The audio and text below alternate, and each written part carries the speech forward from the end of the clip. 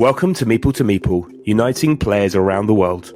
A 30-minute exploration of PJ and Gareth's board game experiences from across both sides of the Atlantic. Each episode they share their thoughts and opinions on the world of board games, including their favourite themes, games, hot topics, and much, much more. Hey friends, and welcome to episode 34, Boardgamer in Focus. And today we're with at GetIntoGames, which begs the question, are you into games?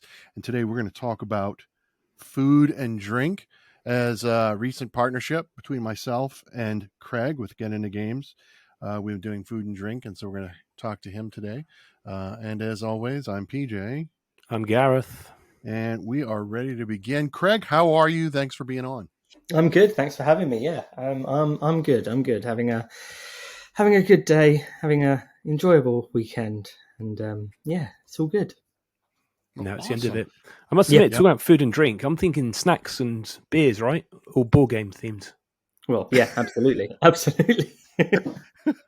as a whole, so I think we're doing board game themed food and drink, but there is an episode needed about food and drink. That's it. Yeah, that's right. So maybe we're throwing our favourite snacks right towards the end. There you go. I like it. So, Craig, let's start off. Tell us how you got started in the hobby, when, and what was the first game that got you into it?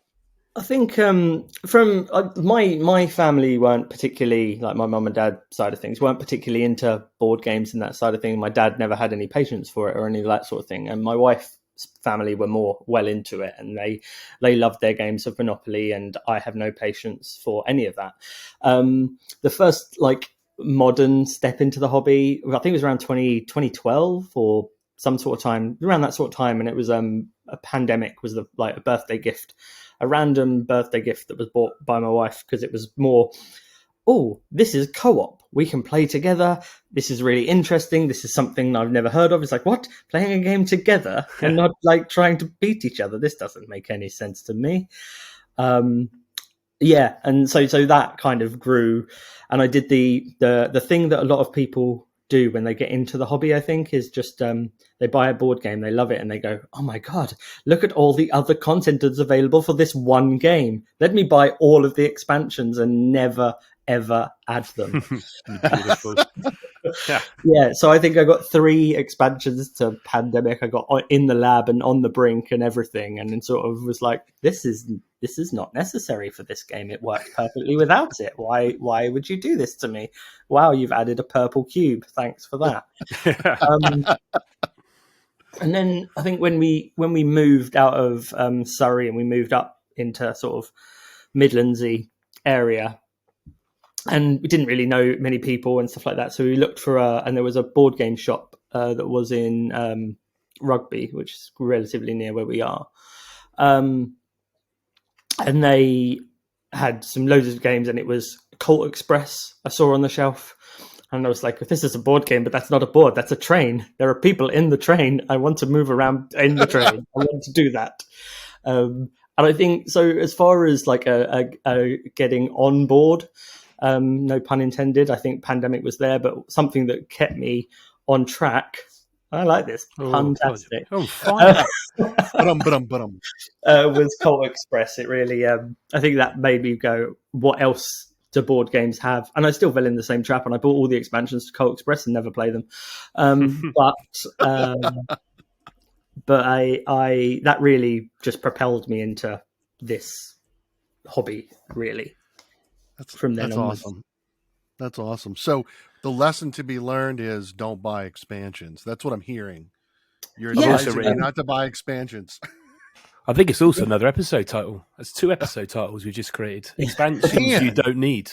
We've been on here for 4 minutes, and Craig's already got us 2 more episodes. This is great. It's a creative returning guest. Absolutely. Yeah, no, I do find that with expansions. I do find that some of them are, if they don't, other than adding more stuff, if they don't do something dramatically different, it's like I can't get on board with expansions at all. So I rarely get an expansion to a game.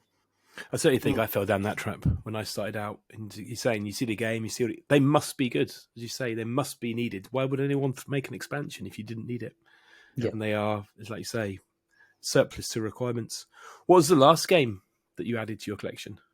The last game I added to my collection, I got Pendulum, which I haven't actually fully played a game of yet because I'm still getting my head around it because it's very, very different, and I don't know why, it's just not sinking in my head. Last game I played was Terracotta Army. I played that last night. It's really good. Yeah, I've got that unplayed. So do I need to unplay that game? You need to unplay that game. Okay. You need to. Have you opened the box yet? Yeah. I've it's all opened. I punched it and then looked at it and went, "Yes, this looks great." And then I played it. It's a solid game. It's one of those ones. If you're tired, don't play it when you're tired because there's a lot of thinking. I made the mistake that I thought this will be all right. It doesn't look too thinky. It's really thinky. And I enjoyed giving all my Terracotta Army a little bath so I could straighten them all out in boiling water today. That was fun. Very smart. That sounds like a hot tip. Yeah, absolutely. Another one. And how did we get to choose the theme of food and drink board games today? If anyone hasn't been on Instagram this week, what's been going on? So PJ and myself have just decided to collab over the last few weeks. And we've just been doing our favourite themes, which is quite an interesting little topic that I've been doing, just trying to see what our favourite themes are with people in the community. And we've done space and we've done dinosaurs. And then this week was food and drink. Just good quality themes that we kind of enjoy and have a good selection of games. And obviously PJ getting some recent Kickstarters in that may or may not be mentioned. Who knows? They kind of have come to the forefront of the hotness at the moment. In fact, it's my Kickstarters that just arrived that is the reason why Craig and I are doing a part 2 for this week, you know? So yeah, that's how we got into this. And I was like, hey, Gareth, let's do it. Let's have Craig on. Let's talk about it. So okay. So where are we going to start then? So I know we've chosen 2 games each. Who would like to go first? Craig, would you like to go first with a game? Yeah, sure. Yeah. So one of the games that really it was actually my number one game for a long time before I got Everdell. Anyway, that's another topic. But it has got food and drink in it. Food. Anyway, no, a game that Taverns of Tiefenthal is one of my. It's a game that I just love. I adore it. It's so simple. Okay, the instruction manual, the rulebook isn't great. It's kind of badly written and it doesn't really. But when you're playing it, it flows really nicely. There is a lot of luck, but as far as like a theme of modular boards being able to upgrade your cellars and stuff. So essentially with Taverns of Tiefenthal, it's a dice worker placement kind of game. So you roll your dice onto your coaster and you share white dice between your other players. So you move your little coasters around and you pass them on. And you also have your own coloured dice if you have a specific member of bar staff that works in your tavern. But that's quite a unique little thing where you can swap dice. There's dice mitigation with like the washerwoman who can change the dice around and that kind of thing. So it's a really nice theme, having the little tavern and the little pub. I kind of into my beers and into my ales. So that kind of, the game spoke to me on that point to start with, and then just the way it plays. And personally for me, Wolfgang Warsch can't make a bad game. He has such a unique range of games as well. Things like Taverns and Quacks and Ganchon Clever and Wavelength and the Fuzzies and the Mind. The Mind, yeah. Such a huge range of games for one designer. But yeah, Taverns is my kind of comfort game in that way. It's a really good, really easy game to get to the table. I don't have a bad game. Yes, you can get frustrated with the luck of the draw sometimes, like any deck building kind of game. When you're building your deck, you can get frustrated when you just keep turning over the cards. But generally speaking, it's a joy to play.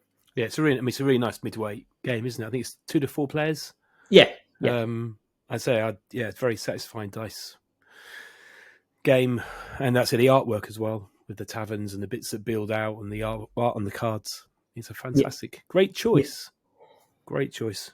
And So I didn't realise Wolfgang also made Wavelength. I did not know that. I didn't know that either. No. Yeah. That's a little fact there. Anyway, So cool. PJ? Here's my question. Oh, go on. How do you pronounce it? It's Taverns of...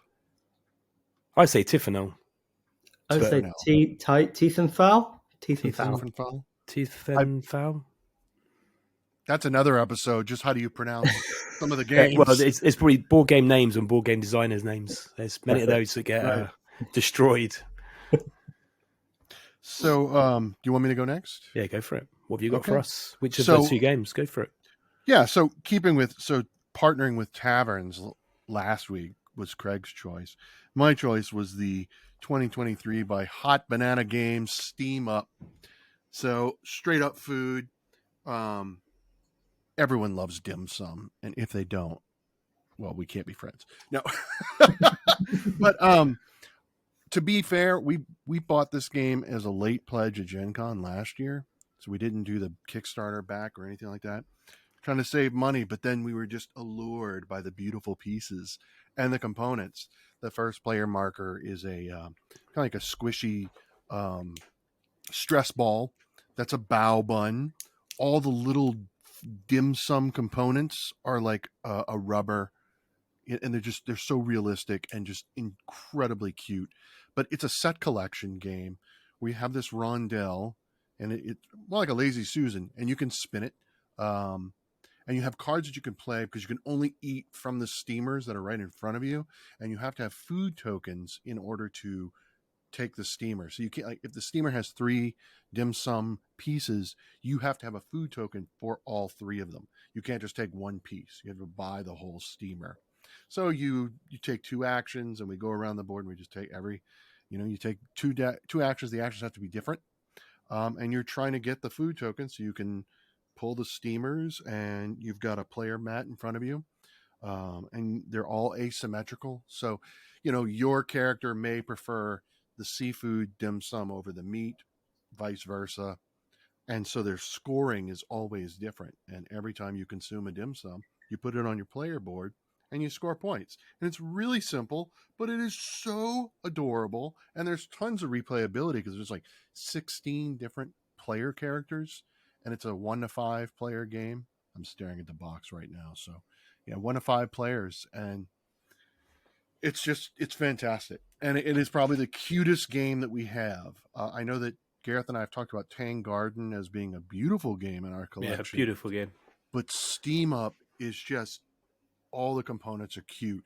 Probably the only thing that's not cute are cards, because let's be honest, cards are just, they're paper and they're cards. But the steamers, the little bamboo steamers, are plastic, and you've got the striations of bamboo strands. The dim sum pieces are just, like I said, they're rubbery, and they're just the tactile delight, as it were, just makes this game so much fun to play. And we love it every time we hit the table. You can't help but smile. And, like Takanoko, there's like, yum, yum, yum, where, people always, particularly my wife, she's like, oh, I got to have this seafood, yum, yum, yum. I'm like, all right.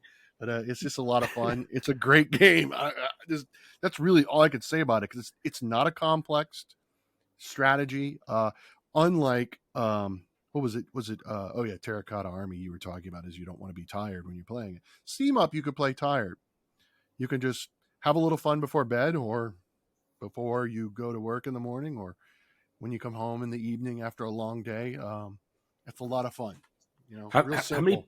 How many players have you played it at? Have you played it just at 2 or any more? We played it several times at 2, and we've played it at 4. Yeah, I read something on the weekend that it can scale, or some of the games can drag. Not this one. It scales perfectly. Good. So there's a cardboard ring that you put on the top of the Lazy Susan, and it kind of divides the table. So in a 2-player game, I could eat all the steamers on this side of the board, so I have half the board. But obviously, with more players, your area that you can dine from shrinks, right, to accommodate all the players. But you play cards that will let you turn the table, right? In fact, there's one character, that's what he gets to do on his turn. He's like the grandpa, right? He's like the old crotchety grandpa. he could eat from anywheres, right? Because he reaches over, right? Because he's, like all our grandpas, they have no manners. They just reach across the table and grab what they want, and so he could do that. But it's pretty cool. It's cool. It's worth it. That's Steam Up by Hot Banana. I'm telling you, get it. Hot Find bananas. a copy. Yes. Got to get the deluxe version as well, though. Yeah, So I'd the feel retail without. just having those little cardboard chits. I mean, as cute as it is, it's like, give me those squishy bits. Give me those squishy bits. Yes. Gotta have it. Well, the Bow Bun first player marker was an add-on, right? The first player marker is this beautiful wooden. It's a soup. I can't remember what soup it is, but anyway. And so, but my wife saw the squishy because the lady at the table, she's like, "Well, here, hold this." And hey, don't put a squishy Bow Bun in my wife's hands because that means we're going all in, and we did. So, Yeah, the deluxe version's so expensive. It's like it's on the market already. I know. Yeah, that's one. PJ, you can leave that one for us. That's all right. I'll bring it to the UK and we'll. That is sorted. Yeah. So I've gone for start with a very light game, a game that I had only added to my collection maybe a year ago, but it's been around a while. So that is Point Salad. So excellent choice. I like that. It's just a box of 108 cards, which are dual purpose. So there's a whole selection of various salads, so peppers and lettuces and tomatoes and some others I've now forgotten, carrots.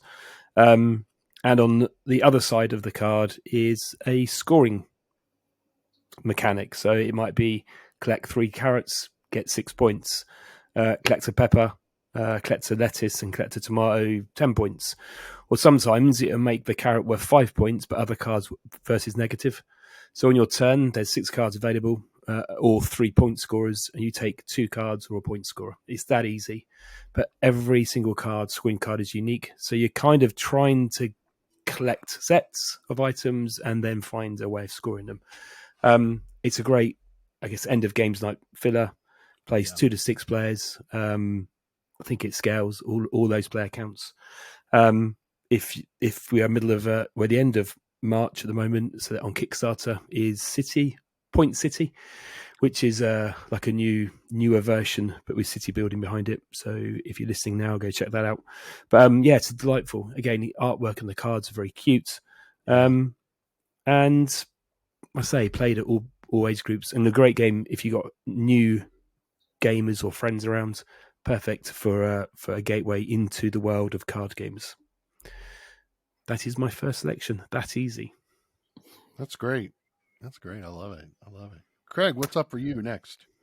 For me, so next up was this is really a me and a Becky, Mrs. GetIntoGames choice, is Chai by Steeped Games. Now, Steam Up, it reminds me a lot of Chai. It's a beautiful, beautiful game. When you look at it and you see it on the shelf or you see it in the shop, it's stunning to look at. But you just wonder, does the gameplay match up to how good it looks? And yeah, for me, Chai is one of those games that it's just great. You've got those Azul type tiles in the central. So you have your tea house, and the idea is you're collecting your ingredients to make tea to serve different customers that you draw. So you all have your specific type of tea that you have, and then you're getting customers in, taking out ingredients. So you've got this really lovely Azul type tiles with ingredients on in the central board, with a really cool mechanic. Sort of, if there's one, you pay a cost, but for every tile touching that tile, so you might pay two money for, or $2 for 5 mint or something like that. So it's all the ones that are touching it that you take, and then you slide all the ingredients down, and then you draw up more. So really cool mechanic on that, and the way it all just comes together is just a really satisfying. You've got these nice little teacups and everything. It's just a really nice, satisfying kind of way of serving customers, getting ingredients, serve customers, earn points, win the game. And I can always tell a good game or a good kind of a well-designed game is if I'm playing with my father-in-law, who isn't a huge board gamer, as I mentioned before, and he doesn't understand any sort of mechanisms if I explain them to him. He's not a silly man; he's a smart man. But for some reason, you could say a mechanism like a worker placement, put it there, get this. It's sort of sorry, what? But you can really tell when he is into a game. Suddenly, he becomes the rules lawyer for the game. You've told him the rules, and suddenly he now, I know all the rules now. You've forgotten to do this. You've forgotten to take your money. What you do? And then suddenly he becomes this card shark who's serving customers here, taking ingredients, taking everything. And suddenly you're like, how did he win? This is his first game. I'm either a very good teacher or what's happened here. So yeah, you can always tell a good design when he kind of catches on. It seems he catches onto an idea and then becomes a rules lawyer. But yeah, Chai, it's just a fantastic game. It was one Becky had decided that she'd absolutely adored from when we first saw the first video of it that we saw, and we were looking for it for so long. And luckily a retailer got it in stock. We don't have the deluxe version, but as far as I'm aware, the only difference in the deluxe version is metal coins. Yeah, I was just looking at the version because I've completely skipped this game, and I've now looked at it and gone, "Man, that artwork is great. Why haven't I got this game? I need to play this game." All of the player cards as well are so all the customers that you get. You've got like Captain Picard, and you have to make him an Earl Grey, and you've got like the characters from The Hobbit, and you've got Alice in Wonderland. Oh, brilliant! And you've got loads of really interesting characters from literature and from film and stuff like that you have to serve. Yeah, it's such a good game. It's so much fun. This game is really hard to find, though. Yeah, it's like a dark horse. That's why I've never played it, and I don't own it because I can't ever get a copy. Every time we go to Gen Con or another con, they're demoing it, but they don't have any copies to sell.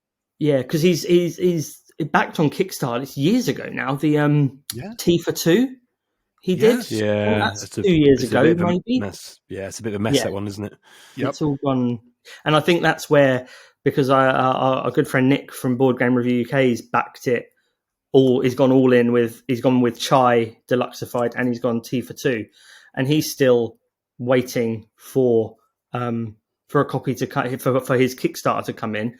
However, a UK retailer, Out of Town Games, has it in stock, or had it in stock. They have it in stock right now, as I'm just looking. Yeah. So, and Gareth's probably purchasing it as we speak. No, I'm going to play it with Craig. I'm going to test it out. Oh, yeah, absolutely. Yeah. It's that local. So, we should have an excuse to visit. Yeah. So Katie and I demoed Chai for 2 at Gen Con 2021, and fell in love. And he's like, "Yeah, but I don't have any. Like, you could play it, and I'm glad you like it, but I can't sell it to you." Yeah, I don't know what to say about that. So,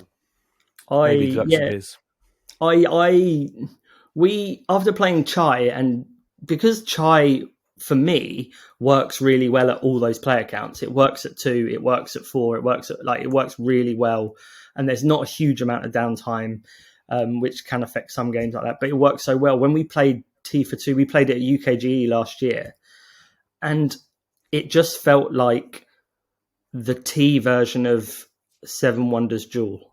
Right, okay. Yeah. Literally felt mechanically, you're getting cards, drawing from different, and it just, for me, it didn't have the same love that Chai has. And because Chai works for me so well at 2-player, I don't necessarily need a 2-player only version of that game. But that's just me. No, but that's a fair point. I appreciate that. Because Katie and I are always looking for 2-player games, but we have Seven Wonders Duel, and we love that already. So that's a good thing to keep in mind. Yeah. So. Okay, PJ. Yep. Number 2 from you. Yes.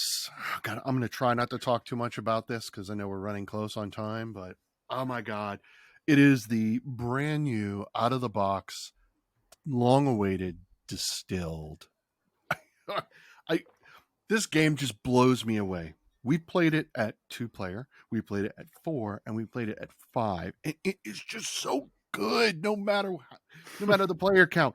Okay, so basically, and we take one action going around the board. So you have start of round actions. So everybody does those in turn order. And then you have the market phase. and there's two markets. There's the basic ingredients market. So you have a stack of yeast, water, plant sugars, grain sugars, fruit sugars, a basic generic wooden barrel, and a clay barrel, right? And you can only purchase two from that. Yeast is free, and it gives you a coin. Water is free, and it allows you to draw from one of the premium decks and purchase the top card from that deck if you'd like. And then everything else, these are the cheap items. Then you have the premium market. And as long as you have money, you can keep buying, but the basic, you can only buy two. So you've got upgrades for your distillery. You buy them, you put them in the slot in your distillery playmat in front of you. And then you have more premium ingredients, and then you have premium items. And these are fancier bottles that will grant you more money when you sell your alcohol. And then you've got fancier wooden barrels or clay barrels to age your alcohol in. When everyone's done with the market phase, this is what sells me. This is probably the coolest part of the game right here, because this game was designed by two distillers in Wisconsin. So the game really reflects the actual process of distilling alcohol. So you take everything in your pantry that you had just purchased. You have to have one yeast, and you have to have one water, and you have your sugar, right? And so you put them off the side in your wash back little area, which is just to the left of your player mat. And then for every sugar card that you have, you take an alcohol card. And alcohol cards are cool because they're wild. They can serve as water or yeast. And then you shuffle them. And you take the top card and put it back in your pantry. And the bottom card you put back in your pantry. And then you flip it over and see, what did you distill? Well, let's say you really wanted to distill whiskey, but you didn't have enough of the appropriate sugars. So all you got was moonshine. So you're always distilling something. And this to me is just fascinating because you actually don't know. It's like, I really want to do whiskey or gin or rum or, and there's so many different labels that you can buy from. And the regions where the labels come from come into play in end scoring. So you do that. And then depending upon what you distilled, if it's something that doesn't require aging, then you go to the sell phase, which is next. After that is the age phase. So let's say you successfully distilled a whiskey or a rum that requires aging. You put it in the barrel, you put it on your player mat, you have two slots to age alcohol. And then there's a deck of cards for flavors. Here's another cool part. You just take the top one randomly and slide it. So you don't know what your flavor is going to be like. You successfully distilled whiskey and you put it in your wooden barrel and it's aging, but you don't know what the flavors are going to come out. And this is very, very real, right? You try to put sugars, distillers put specific sugars in their barrels to elicit certain flavors, but that doesn't always mean that it works just the way you want it. And so then you can age it. And the more that you age it from round to round, you can get more flavors for more points and more money. And then you sell them for both money and victory points at the end, and you just score.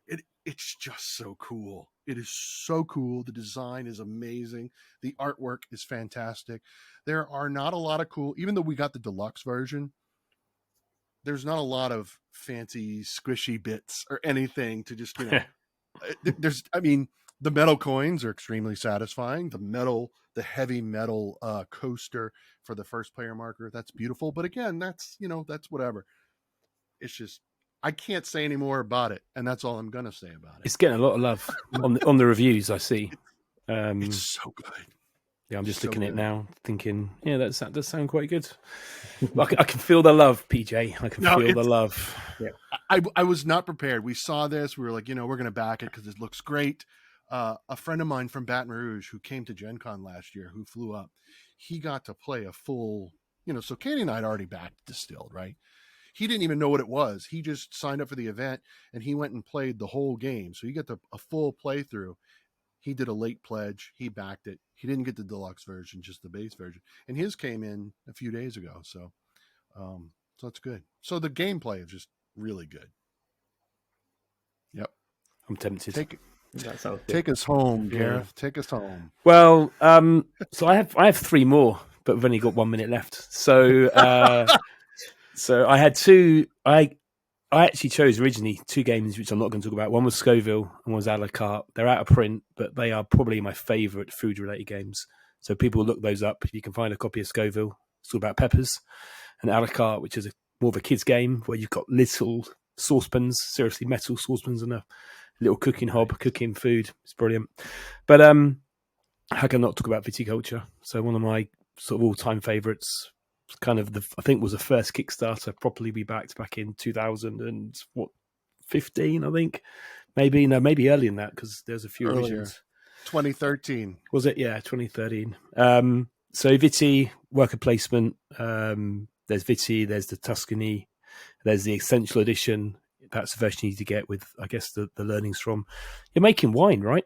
Making wine, crushing grapes. A great game to get non-gamers into worker placement. I find it's just about right to teach people some very simple worker placement mechanics. Every round you are placing your workers across various parts of the season, so spring, summer, autumn, winter, depending on which version you're playing, to either grow grapes, crushing grapes, getting buildings that give you enhancements, and then making wine, and then selling wine. All washed down with a nice glass of red is a perfect game, and was my number 1 game for a long time. It's still in my top 9, but I will always have a game of Viticulture. You guys play Viti? I can see Viti behind Craig's head right now. Yes, yeah, just there. No, it's amazing. Yeah, it's always in the top for me. It's probably my number 2 game easily. Yeah, I love a game. So both through the pandemic, we played it online with friends at the basic version and got them hooked. And of course, when we saw them, we played it properly face to face. It's a fantastic game full of wine. And then there's a couple of expansions that's got cheeses in it as well. So there's a bit of food to add into the mix. And Viticulture World's incredible as well. Amazing. That's the co-op. Yes, absolutely fantastic. Yes.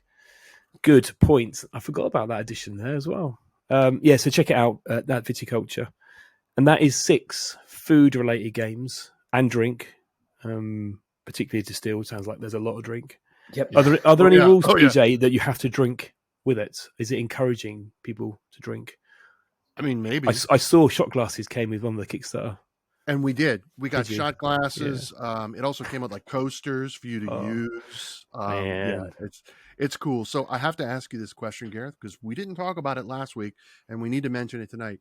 You said that Viticulture was your number 1, and it was dethroned by?